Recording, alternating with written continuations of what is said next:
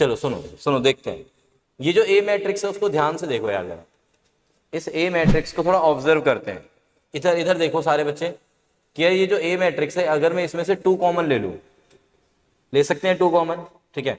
पूरी मैट्रिक्स में से कोई नंबर कॉमन लेने का मतलब है कि वो नंबर मैट्रिक्स के हर एक एलिमेंट में से कॉमन आएगा। बात समझे क्या? तो अंदर क्या बचेगा बोलो, बोलो 1 0 0 0 1 0 0 0 1, राइट है क्या? तो ये क्या बन गया हमारा 2 इंटू आई। इतनी बात समझ में आई? ये हमारा ए है, ठीक है। अच्छा एक और बात मैंने बताई थी तुम लोगों को कि यार आई की कोई भी पावर कर दो आप तो क्या आता है आई। आई की कोई भी पावर करोगे तो वैल्यू क्या आएगी, हमेशा आई आएगी। एन जो पावर है वो क्या है, कोई भी एक नेचुरल नंबर होना चाहिए, बस 1 2 3 पावर कुछ भी ले लो। अब यहाँ पे ए हमारा ये है तो ए क्यूब करना है मुझे यार। ए क्यूब का मतलब हो जाएगा 2i multiplied by 2i multiplied by 2i, बोल सकता हूं मैं भाई ए इंटू ए इंटू ए। अच्छा ये आई इंटू आई कितना हो गया, आई हो गया फाइनली, और 2 इंटू टू इंटू टू कितना हो गया 8, तो आंसर इज 8i। ये हो गया हमारा, वो आई होगा बच्चे, है ना। तो ये हमारा आंसर हो गया हैप्पीली डन। देखो कोई भी पावर है ना यार तो धीरे धीरे चलना है मैट्रिक्स में, ऐसा नहीं है कि जंप मार के ए क्यूब पे चले जाएंगे अपन लोग।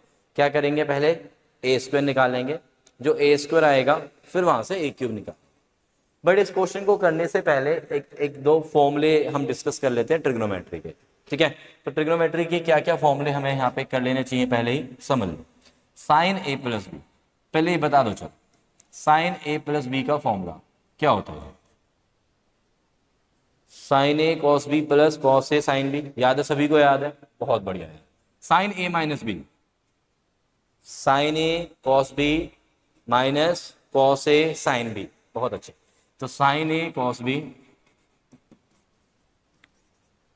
प्लस कॉस ए साइन, ठीक है। अच्छा माइनस होगा तो माइनस है, डन है ना। साइन अच्छा बच्चा है, शेयरिंग करता है कॉस के साथ, याद है फॉर्मूला लर्न करने का भी तरीका बताया था मैंने, बहुत अच्छे। अब आते हैं कॉस पे एक बार, कॉस ए प्लस बी, बहुत अच्छे। Cos A cos B minus sine A sine B, very good. Similarly cos A minus B के लिए cos A cos B plus sine A sine B, done है, okay. एक और formula जो मुझे लग रहा है यहाँ पे यूज होगा, देख लेते हैं। Cos square A minus sine square A is very good cos 2a। देखो जिनको ये फॉर्मूले नहीं आते हैं ना, कोई इशू नहीं है भाई, अब याद कर लो, है ना। देखो 11th है, गई भूल जाओ, कोई दिक्कत नहीं है। 11th में कुछ नहीं पढ़ा है ना, थोड़ा बहुत पढ़ा, ज़्यादा पढ़ लिया, बहुत अच्छी बात थी, ठीक है। बट अगर नहीं भी पढ़ा है तो कोई प्रॉब्लम नहीं है, बट अब 12th में तो पढ़ना पड़ेगा और स्टार्टिंग से पढ़ना पड़ेगा। बात समझ में आ रही है तुम लोगों को? ठीक है। तो ये जो फॉर्मूले हैं, ये फॉर्मूले तुम्हें यहाँ पे जरूरत पड़ने वाली है। और शायद एक और फॉर्मूला, मुझे एक और जो फील आ रहा है अभी, एक और फॉर्मूला वो भी मैं लिख देता हूँ, देख लेते हैं। जो फॉर्मूले यूज होंगे अच्छी बात है, नहीं भी यूज होगा तो याद तो हो ही जाएंगे हमें। अब sine 2a two sine A cos, ठीक है, 2 साइन ए कॉस। अब इन फॉर्मूलों के बेसिस पे मैं इस क्वेश्चन को अब आगे बढ़ाने जा, ठीक है जी।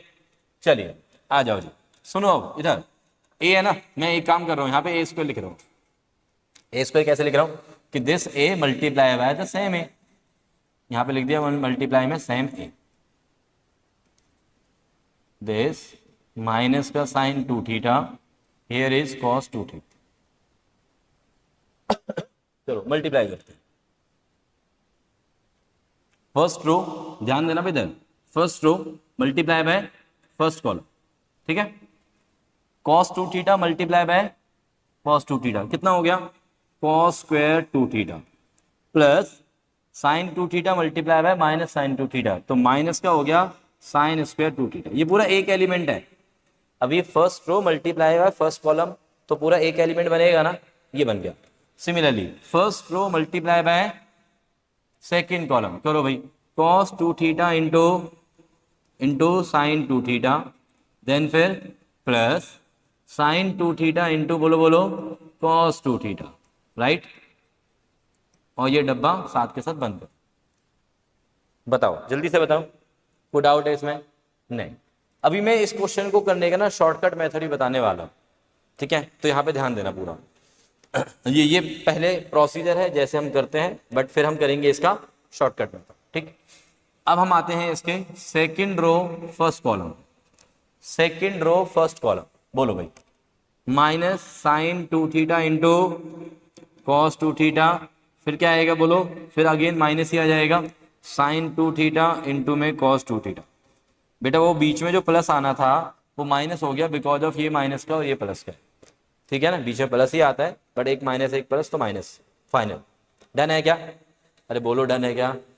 Now second row second column, second row second column करो, माइनस का sine square 2 theta plus cos 2 theta into cos 2 theta is cos square 2 theta. जल्दी से बताओ, यहां तक कोई डाउट है? डन है। चलिए अब हमारे पास कोई फॉर्मूला यहाँ पे यूज हो रहा है, जल्दी से देखते हैं। मैंने कुछ फॉर्मूले लिखे हुए हैं ऑलरेडी बोर्ड पे, उनमें से कोई फॉर्मूला यहाँ पे यूज हो रहा है, देखो जरा पहली टर्म पे, कॉस स्क्वायर ए माइनस साइन स्क्वायर ए, तो क्या बनेगा? कॉस 2a, मतलब इस एंगल का डबल। तो ये एंगल कितना है हमारा? ये एंगल कितना है हमारा? ये एंगल है हमारे पास 2 थीटा, है ना? तो 2 थीटा का डबल कर दो आप, 2 थीटा का डबल कितना हो गया? 4 थीटा। तो हमारे पास ये आ जाएगा कॉस 4 थीटा, राइट? ओके, अब यहाँ पे देखो भाई, यहाँ पे ध्यान दो ना, sign A cos A, sign A cos A plus again sine A cos ए, मतलब सेम चीज है, sign A cos A, sign A cos ए। तो ये कितना हो गया? 2 साइन ए कॉस ए, और 2 साइन ए कॉस ए का क्या फॉर्मूला है यहाँ पे? Sine 2a। 2 sine A cos A का मेरे पास क्या फॉर्मूला है? Sign 2a। तो इसका मतलब यहाँ पे बन गया मेरे पास ये साइन 4 थीटा, राइट? ठीक है, अब आ जाओ जी नेक्स्ट टर्म को देखो जरा। नेक्स्ट टर्म भी सिमिलर है क्या? सिमिलर टाइप की, sine 2 theta cos 2 theta, sine 2 theta cos 2 theta, दोनों माइनस के, मतलब माइनस का डबल चल रहा है, ठीक है? तो माइनस का क्या आ जाएगा? साइन, साइन बोलो बोलो 4 थीटा।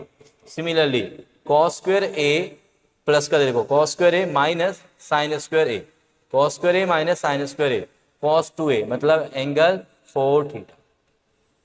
ये किसकी वैल्यू आई है हमारी? ए स्क्वायर की वैल्यू आई है सर, बहुत अच्छी। यहां तक क्लियर है? पहले एक बार चेक कर लो फिर से, क्या हमारा ए स्क्वायर यहां तक क्लियर है? हमें ए स्क्वायर के लिए ए इंटू ए किया, सिंपल मल्टीप्लाई करी जैसे हम करते हैं, फिर मैंने देखा कि यार ये ए और ये भी ए, मैंने रेड पेन से लिखा हुआ है यहाँ पे, ये ए और ये ए, फॉर्मूला लगा दिया कॉस स्क्वायर ए माइनस साइन स्क्वायर ए वाला, cos 2a एंगल डबल हो गया। सिमिलरली इसमें फॉर्मूला बन गया sin 2a वाला, एंगल डबल हो गया।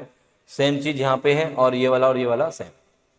अब थोड़ी ऑब्जर्वेशन लगे शॉर्टकट के लिए और a क्यूब के लिए भी, है ना? अब मैं बताता हूँ तुम्हें, ऑब्जर्वेशन ध्यान देना इधर, पूरा ध्यान यहाँ पे होना चाहिए तभी समझ में आएगा।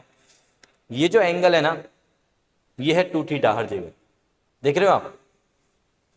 और जब मैं ये हमारा a था, है ना? ए स्क्वायर मैंने इसलिए लिखा हुआ है क्योंकि a मल्टीप्लाई बाय a करके लिखा हुआ है, बात समझिए क्या? ओके, जब मैं a स्क्वायर कर रहा हूं तो हो क्या रहा है? ये जो एंगल है ना, पावर 2 से मल्टीप्लाई होके आ रहा है, देख रहे हो? पावर 2 से मल्टीप्लाई होके आ रहा है आंसर। जब मैं a क्यूब करूंगा, जब मैं क्या करूंगा यहाँ पे? a क्यूब, तो कोई गैस करेगा क्या आंसर आना चाहिए? यस, ये 2 थीटा मल्टीप्लाई बाय 3 हो जाएगा, ठीक है? मीन्स हमारे पास क्या आ जाएगा? cos 6 theta sine 6 theta minus sine 6 theta and cos 6 theta. Similar way में आप ए स्क्वायर को मल्टीप्लाई करेंगे ये वाले ए से, और फॉर्मूले बनते चले जाएंगे। अब इस बार जो फॉर्मूले बनेंगे ना, वो ये वाले बनेंगे, sign A plus B cos A plus B वाले, क्योंकि अब एंगल डिफरेंट हो जाएंगे। यहाँ पे 2 थीटा और 2 थीटा चल रहा था, अब चलेगा 4 थीटा और 2 थीटा उधर से, ठीक है ना? तो वो फिर 6 थीटा बनेगा। देखो यहां ए स्क्वायर तक समझ में आ गया। अब सुनो मेरी बात, शॉर्टकट के लिए मैं बताता हूं, यहां पे आ जाओ, नेक्स्ट पेज पे आ जाओ। अगर मान लो शॉर्टकट क्या है, यहां पे लिख दो,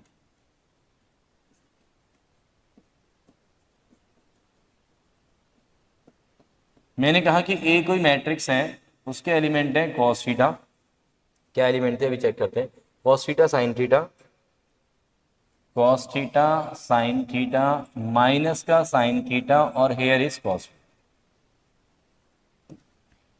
बोलता है कि फाइंड ए की पावर है, ठीक है। और एन कोई भी वैल्यू दे देगा, 2 3 4 5 6 एनी नंबर, और मैं कह रहा हूं कि एन एक नेचुरल नंबर है, कोई भी नंबर होगा, ठीक है। तो ए की पावर एन क्या होता है, तो सिंपल लॉजिक क्या है यहाँ पे, शॉर्टकट मेथड क्या है, ए की power N is equals to, A की पावर एन इक्वल्स टू क्या आएगा, सुन लो, इज इक्वल्स टू, ये जो पावर एन वाला नंबर है ना, ये सीधे सीधे एंगल से मल्टीप्लाई हो जाएगा। किससे मल्टीप्लाई हो जाएगा, तो आंसर क्या आएगा बोलो, cos n theta sine n theta minus sine n theta और कॉस एन थीटा। ये इसका डायरेक्ट मेथड है, शॉर्टकट है, ठीक है जी। बात क्लियर है क्या, अरे बोल दो यार, बहुत बढ़िया। तो ये चीज मैंने यहाँ पे अप्लाई कर दी, पीछे वाले क्वेश्चन में n इक्वल्स टू 3 दिया हुआ था वहां पे, और यहाँ पे थीटा की जगह कितना दिया हुआ था, 2 थीटा दिया हुआ था। थीटा से मतलब कोई भी एंगल हो वहां पे, ओके है क्या, समझ में आया भाई सभी को।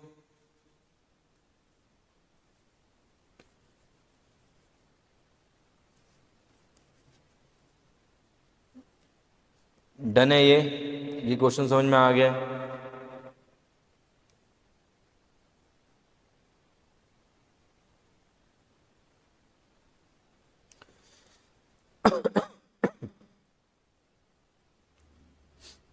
यस, ये शॉर्टकट मेथड भी समझ में आ गया तुम लोगों को, ठीक है।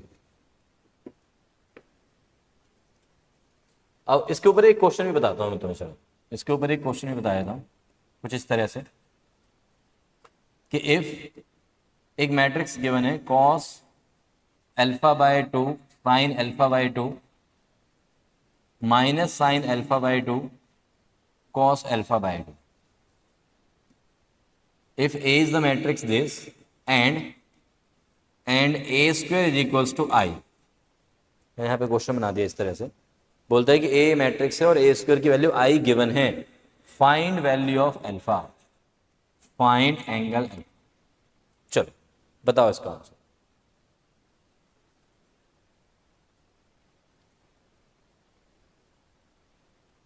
बोलो जी।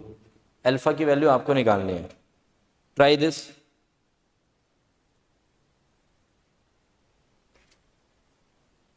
यस, पाई बाय 2 आ रहा है, ओके। और कोई बताएं भाई,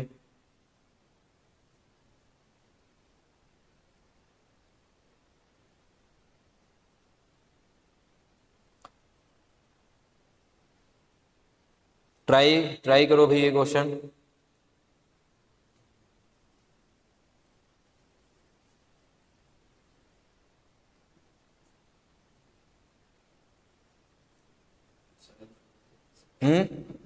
अल्फा इज 1, अरे क्या बोल रहे हो यार, अल्फा की वैल्यू बतानी है भाई, एन पाई, ओके ओके। और कोई जी हाँ, ओके चलो देखते हैं यार। अभी मैंने क्या बताया तुम लोगों को कि ये जो फील है, ये जो एंगल्स यहाँ पे दिए हुए हैं वो थीटा है, cos theta sine theta minus sine theta cos theta. Theta की जगह कौन है वहां पे, अरे बोलो ना, अल्फा बाय 2 है, ठीक है। तो ए स्क्वायर की वैल्यू क्या होगी, शॉर्टकट मेथड यूज करो, तो ए स्क्वायर क्या हुआ, ए स्क्वायर की वैल्यू आ गई जी सर कॉस अल्फा, बोलो बोलो, sine alpha minus sine alpha और कॉस अल्फा, और ये किसके इक्वल गिवन है मुझे, आई मतलब 1001, राइट, ये मैं गिवन है। So this directly implies cos alpha कितना आ गया बोलो 1, साइन अल्फा कितना आ गया 0। कॉस अल्फा की वैल्यू 1 और साइन अल्फा की वैल्यू 0 कहां पे होती है, और ये दोनों वैल्यू मुझे एट ए टाइम मिलनी चाहिए, है ना, बात समझो, दोनों वैल्यूज मुझे एट ए टाइम, एक ऐसा अल्फा ढूंढना है मुझे दुनिया में कि सच दैट उस अल्फा पे जब मैं कॉस अल्फा की बात करूं तो 1 हो और साइन अल्फा की बात करूं तो 0 हो, सेम एंगल अल्फा। तो ऐसा कौन सा एंगल है, सोचो, अल्फा 0 सोचते हैं, चलो साइन 0 0 होता है और कॉस 0 1 होता है, तो अल्फा की वैल्यू क्या हो गई, अरे बोलो ना, अल्फा की वैल्यू 0 हो गई। ओके, अब आगे चलते हैं थोड़ा सा। 0 के बाद आते हैं 2 पाई पे सीधे। 2 पाई, 2 पाई पे साइन 2 पाई की वैल्यू कितनी होती है 0, और कॉस 2 पाई की वैल्यू कितनी होती है 1, क्योंकि 2 पाई और 0 सेम सेम वैल्यू देते हैं ना, पहले से पता है तुम्हें। सही। फिर 4 पाई, मतलब 2 पाई के जितने भी मल्टीपल्स होंगे वो सब सेम वैल्यू दे रहे होंगे।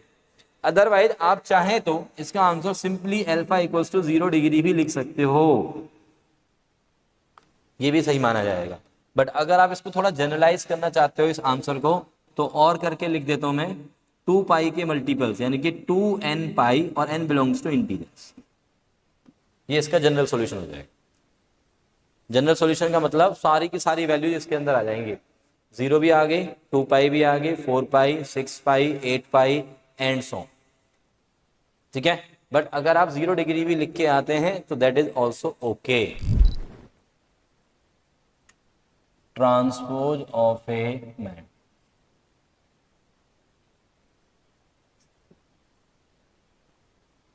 किसी मैट्रिक्स का ट्रांसपोज क्या होता है?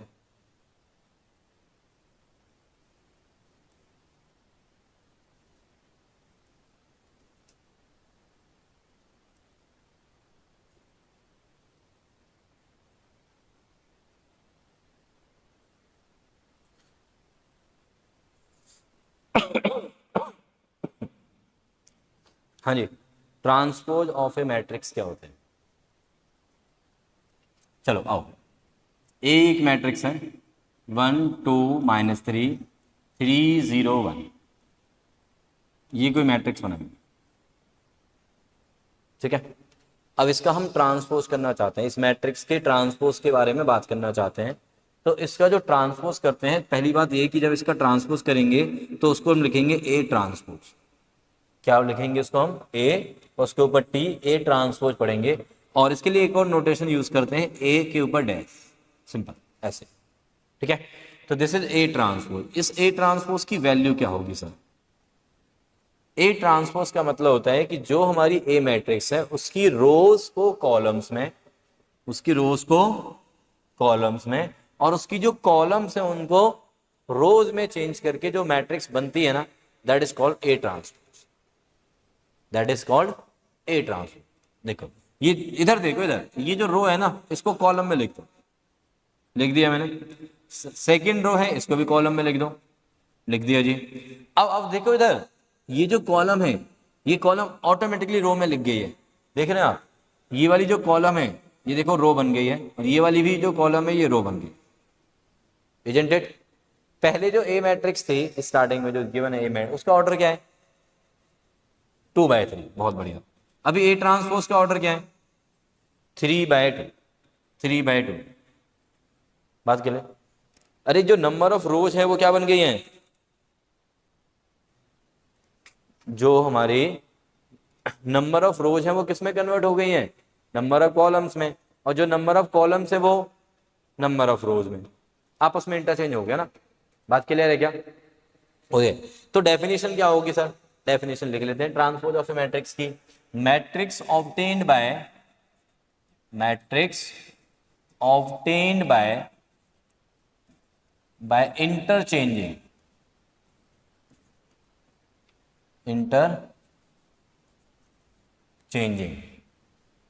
matrix obtained by interchanging rows and columns of a given matrix is called transpose of given matrix.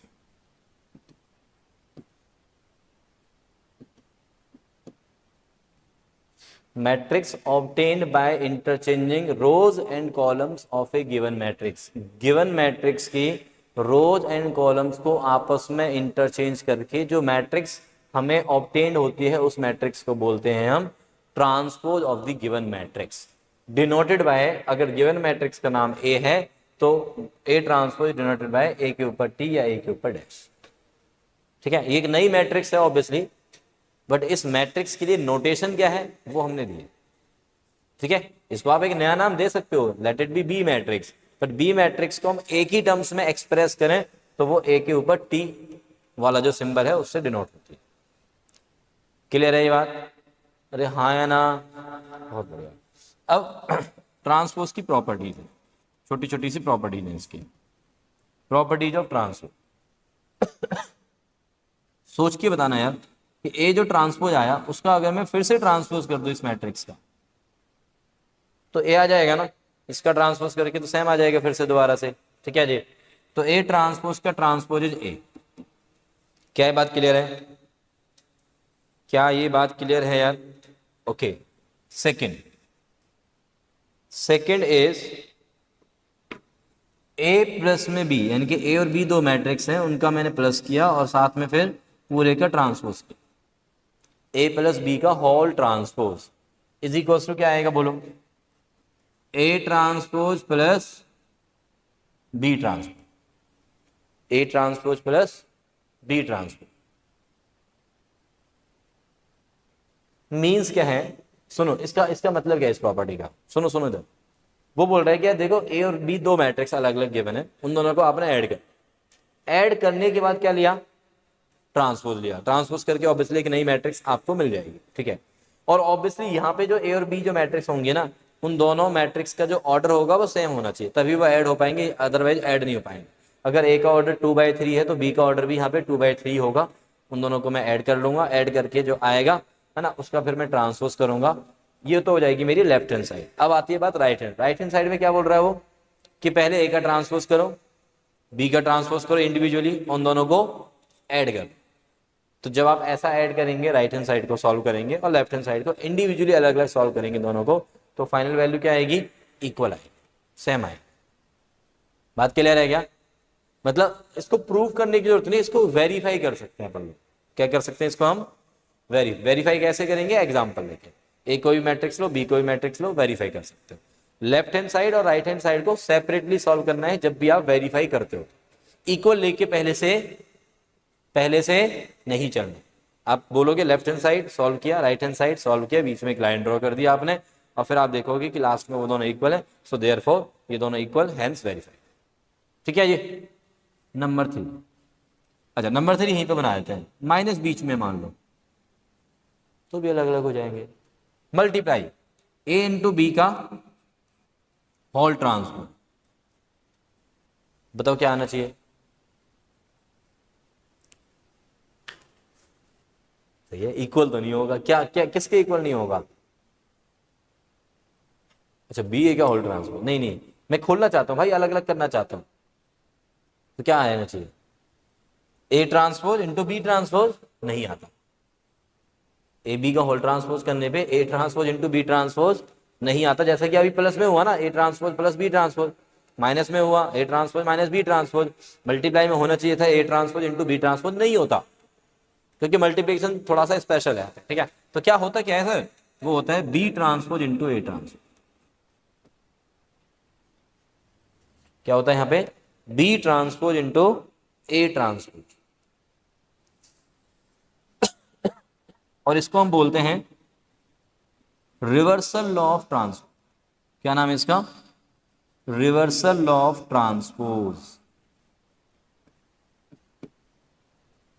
This is known as reversal law of transpose.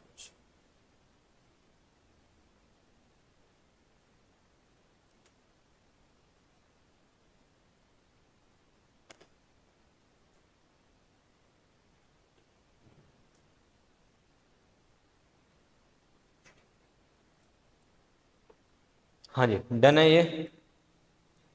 बोलो। बढ़िया। ये 3 प्रॉपर्टी। अच्छा, एक और प्रॉपर्टी रहेगी बहुत छोटी वाली, छोटी छोटी सी प्रॉपर्टीज है। देखो इसमें यहाँ पे के है ना, के क्या है? कांस्टेंट है, नंबर है, 2 3 5 7 ऐसा है ना, के फुल कुनाल वाला।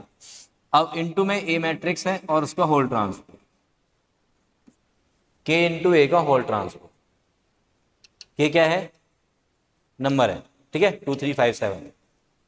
के का जो ट्रांसपोज है, के तो नंबर है, और नंबर के ट्रांसपोज का मतलब तो कुछ होना नहीं है उस पर, तो फिर है ना वो बाहर आ जाएगा। बहुत बढ़िया, वो बाहर आ जाएगा और क्या बचेगा यहाँ पे? ए का ट्रांसपोज। तो इसको हम ऐसे लिख सकते हैं, के इंटू ए का whole transpose is equal to के बाहर ए का ट्रांसपोज। और इस प्रॉपर्टी का कोई नाम नहीं है, सिर्फ नाम वाली जो प्रॉपर्टी है वो है थर्ड प्रॉपर्टी। और जब नाम है तो थोड़ा स्पेशल है, और थोड़ा स्पेशल है तो इसका मतलब थोड़ा इंपॉर्टेंट भी है। अरे समझ गए आप, है ना? तो दिस इज महा इंपॉर्टेंट एक्चुअली। अच्छा, अगर मैं ये जो ए इंटू बी के होल ट्रांसपोज वाली प्रॉपर्टी है, रिवर्सल लॉ ऑफ ट्रांसपोज, इसको अगर मैं थोड़ा एक्सटेंड करूं, एक्सटेंड करने का मतलब समझते हो आप लोग? एक्सटेंड करने का मतलब समझते हो? इसकी एक्सटेंशन देखते हैं। मींस ए इंटू बी इंटू सी का होल ट्रांसपोज आ गया, समझे बात? इसी को हम एक्सटेंड कर रहे हैं, मतलब 3 4 5 जितनी मर्जी मैट्रिक्स के ऊपर ले जा रहे हैं। तो बताओ क्या आना चाहिए, सोचो आप। रिवर्सल लॉ, रिवर्सल लॉ क्या कहता है? सी ट्रांसपोज, रिवर्स से स्टार्ट करना है वैसे, C transpose B transpose A too. कितनी भी मैट्रिक्स हो मल्टीप्लाई में, तो पूरे का होल मल्टीप्लाई के साथ पूरे का होल ट्रांसपोज है, तो पीछे से चल दो, नथिंग एल्स, ठीक है ना? रिवर्सल लॉ ऑफ ट्रांसपोज लगेगी, कितनी भी मैट्रिक्स हो चलेगा। डन है? अच्छा, ट्रांसपोज करने पे ये बात क्लियर हो गई होगी कि यार ऑर्डर क्या हो जाता है, ऑर्डर में देखो क्या चेंजेस आ जाते हैं, ऑर्डर में क्या चेंजेस आ जाते हैं, number of rose number of columns बन जाती है, और number of columns number of रोज बन जाती है, क्योंकि हम उसको इंटरचेंज करते हैं। अब एक क्वेश्चन उठता है माइंड में कि सर क्या ट्रांसपोज करने पर, किसी मैट्रिक्स का ट्रांसपोज करने पर क्या सेम मैट्रिक्स आ सकती है? ऑर्डर अगर मैं क्या रख दूं, नंबर ऑफ रोज और नंबर ऑफ कॉलम सेम रख दो, यानी कि स्क्वायर मैट्रिक्स उठा लेता हूं। अगर मैं स्क्वायर मैट्रिक्स उठाता हूं तो इस बात की तो गारंटी मिल जाएगी कि भैया ट्रांसपोज करने पे ऑर्डर तो सेम आए, है ना? इस बात की गारंटी तो है, ठीक है जी। बट क्या वो मैट्रिक्स सेम ही होगी, ऐसा तो जरूरी नहीं है। एग्जांपल लेते हैं, 1 मिनट। मान लो कि मैंने एक मैट्रिक्स ली 2 3 5 7, ठीक है, इसका ट्रांसपोज किया।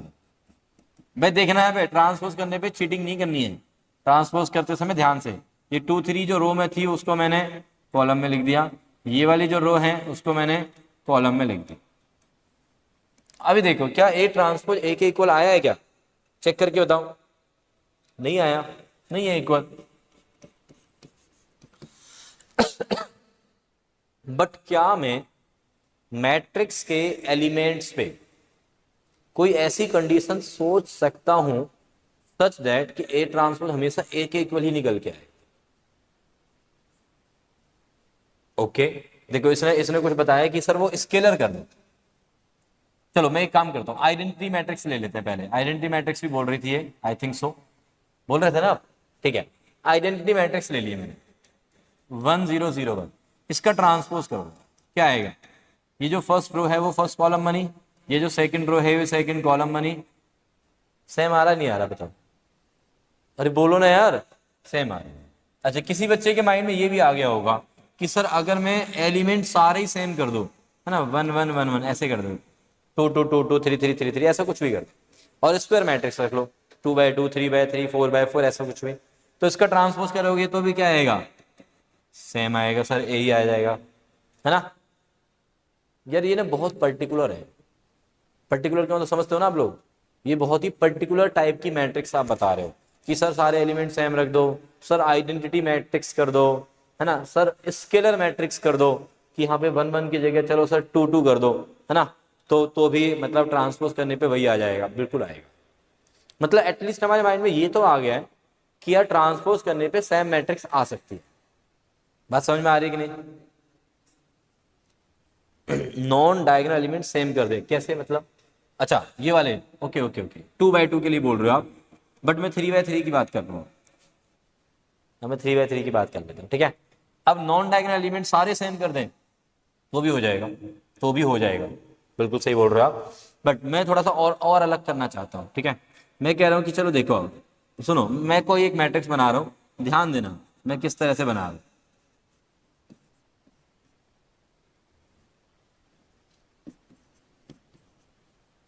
ये मैंने कोई एक मैट्रिक्स लिखी, बड़े अलग अलग एलिमेंट लिखे हैं, हाँ या ना बोल लो यार, अरे बोल लो ना, ठीक है।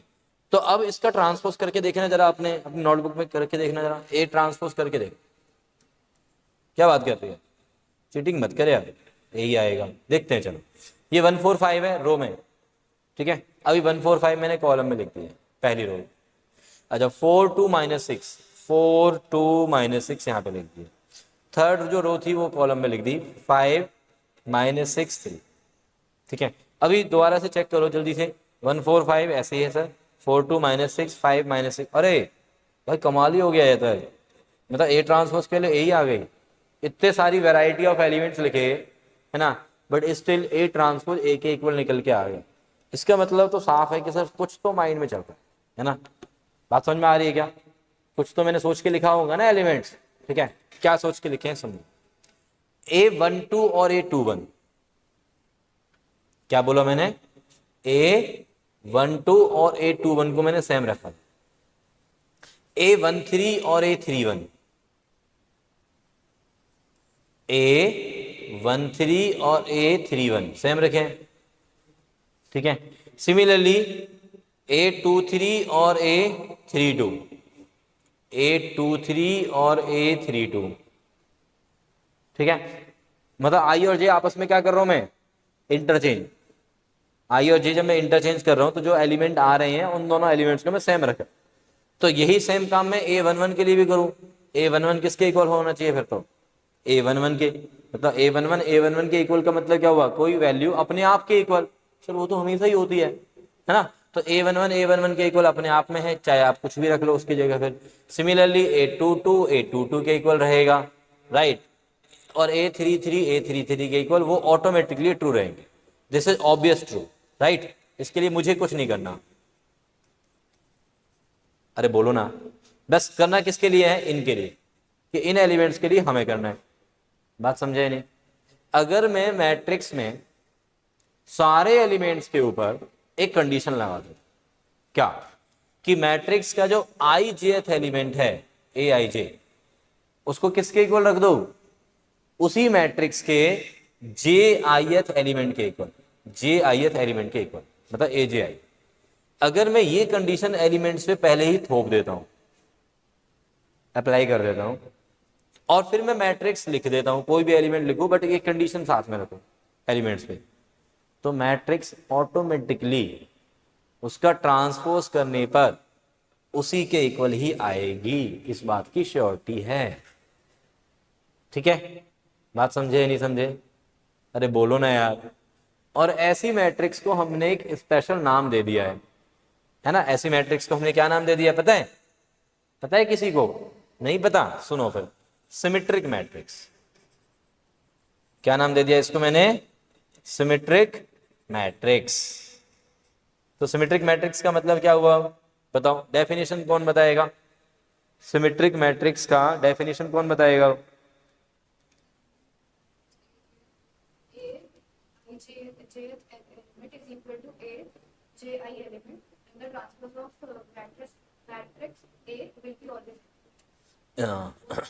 ठीक है, ठीक है, सही बोला है, सही बोला है, ठीक है, कोई दिक्कत नहीं है इसमें, बट हम थोड़ा सिंपल वे में बोल लेते हैं उसी बात को, ठीक है।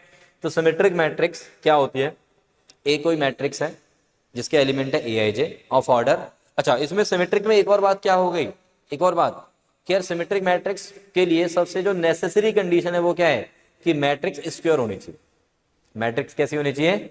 स्क्वायर होनी चाहिए, ठीक है। तो प्रॉपर डेफिनेशन लिखवा दूं मैं जरा? हाँ या ना बोलो जाओ। प्रॉपर डेफिनेशन लिखवाऊं या नहीं लिखवाऊं? लिखवा देते हैं। चलो, तो सिमेट्रिक मैट्रिक्स की प्रॉपर डेफिनेशन लिख लेते हैं।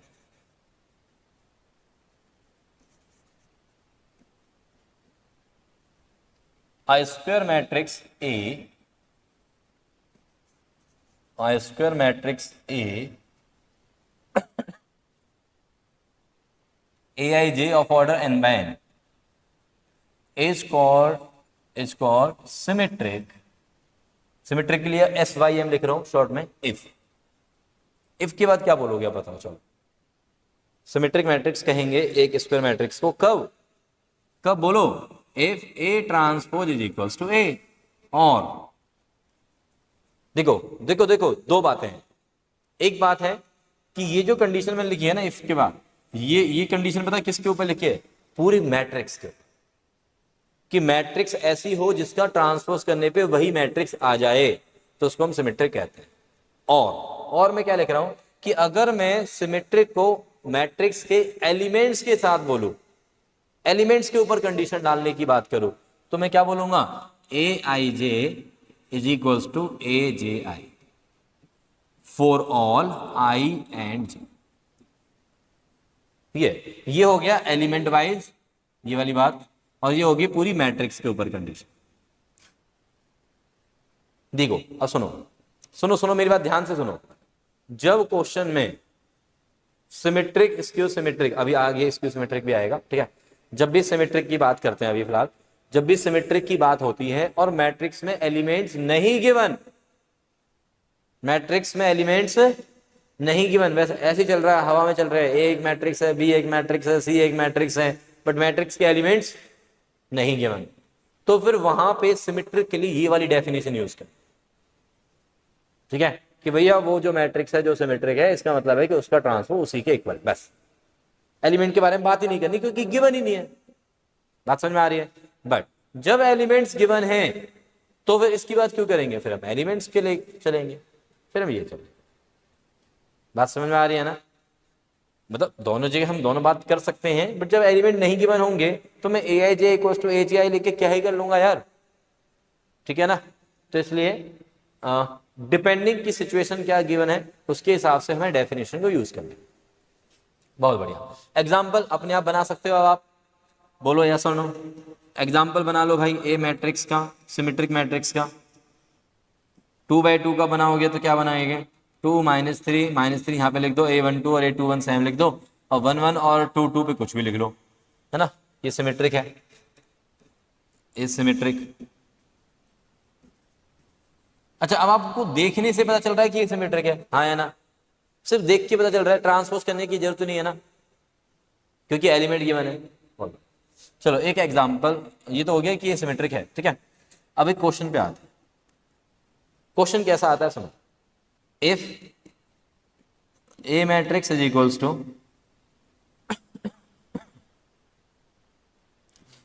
1 -2 3 0 -7 x 5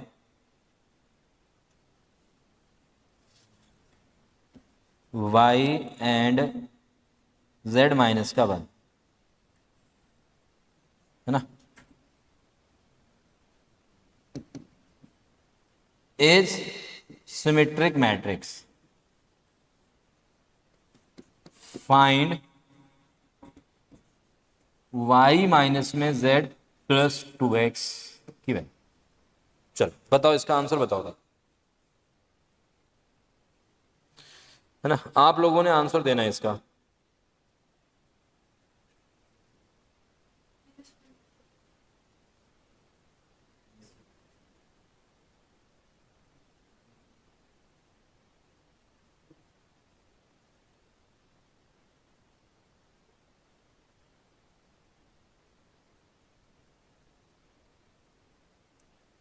क्या आंसर आ रहा है भाई? अरे कोई सही वाला आंसर बताओ यार। -13 is the correct answer, very good.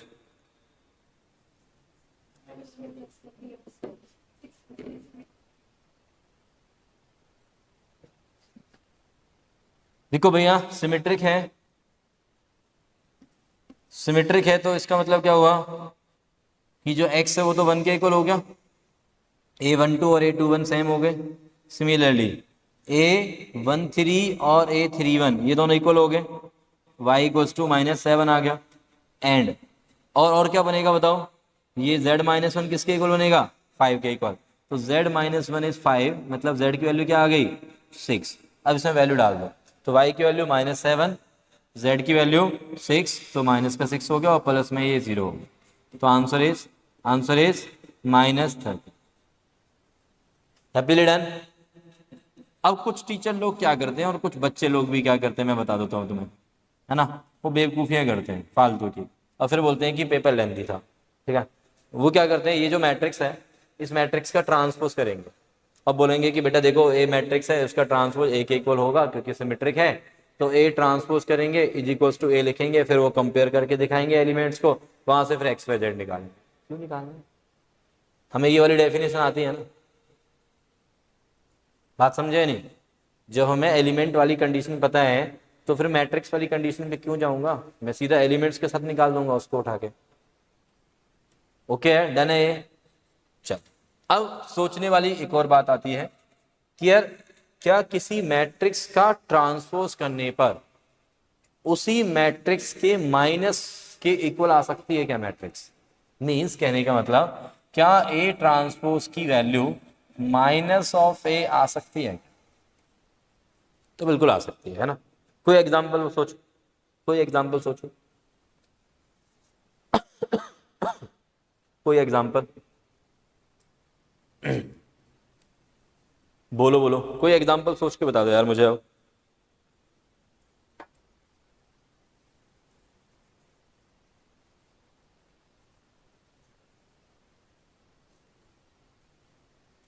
कोई एग्जांपल सोच के बता सकते हैं क्या? नहीं नहीं नहीं, चलो कोई बात नहीं, पहले हम लिख लेते हैं, डेफिनेशन लिख ही लेते हैं यार, कोई नहीं, मैं सोच के बता। Late it B skew symmetric matrix, right here skew symmetric matrix क्या होता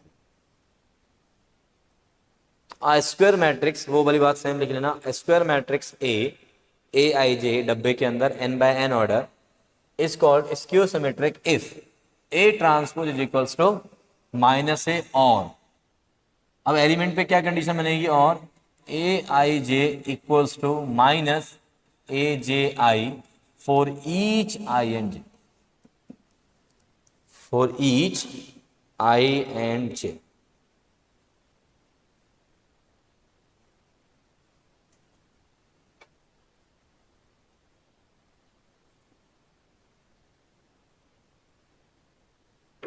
for each I and J आ जाओ भी। तो अब एलिमेंट पे कंडीशन क्या है? देखो इस कंडीशन को ध्यान से समझते हैं। A11 किसके इक्वल होना चाहिए बताओ चलो? माइनस A11 यार। A11 मतलब कोई वैल्यू किसके इक्वल होनी चाहिए? Minus of the same value. क्या कोई नंबर अपने ही माइनस के इक्वल होता है? अरे A11 क्या कोई नंबर है ना? और वही नंबर यहां पे भी है, बट ये नंबर अपने ही नंबर के मतलब अपनी ही वैल्यू के माइनस के इक्वल है।